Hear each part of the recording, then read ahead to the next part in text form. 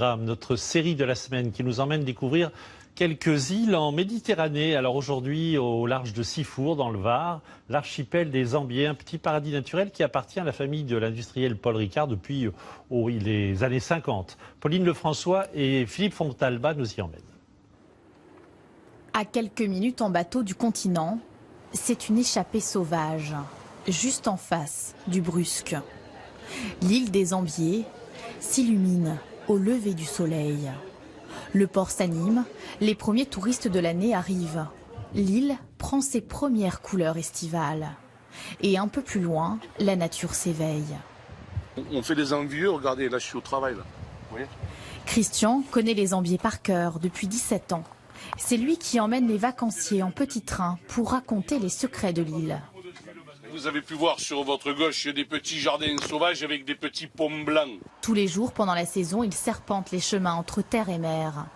Mais entre deux promenades, Christian prend le temps de respirer et admirer ce paysage. On ressent, je ne sais pas si ça s'explique, en fait, on a l'impression je vous dis, on oublie tout le reste. Les Ambiers, c'est l'héritage d'un célèbre Marseillais, Paul Ricard, l'inventeur du pastis. Engagé dans la protection de la mer, il achète cette île dans les années 50. Et aujourd'hui, c'est sa petite-fille, Patricia, qui veille sur ces terres, avec toute sa famille. C'est l'île qui m'a fait aimer la mer, puisqu'en fait, enfant, avec mes cousins et mes cousines et mes frères et sœurs et nos parents, nous nous retrouvions ici, nous partions en bateau avec notre grand-père.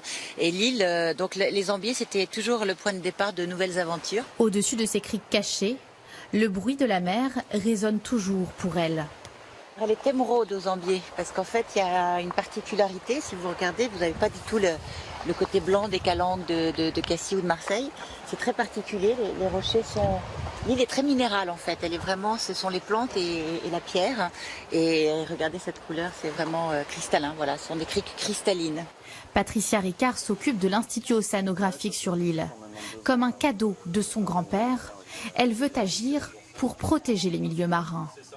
Dans ses laboratoires de recherche se cache un élevage d'oursins. Avec toute son équipe, elle a reconstitué un écosystème marin pour développer l'aquaculture. Ouais, on est ici, oui.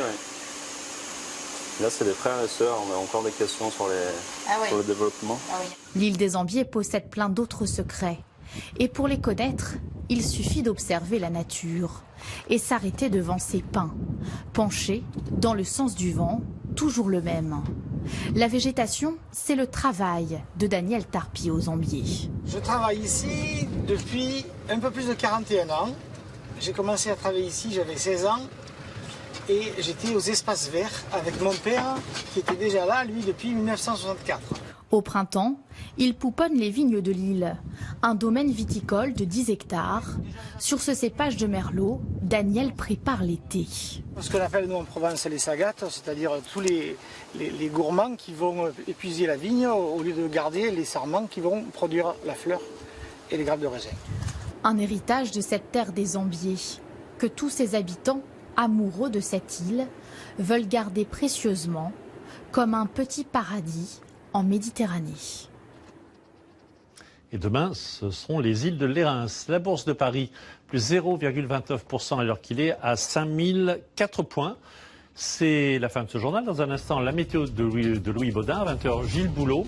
On va se quitter avec encore quelques images d'acacia et de rhododendron pour faire refleurir et surtout revenir la douceur du printemps. Très bon après-midi.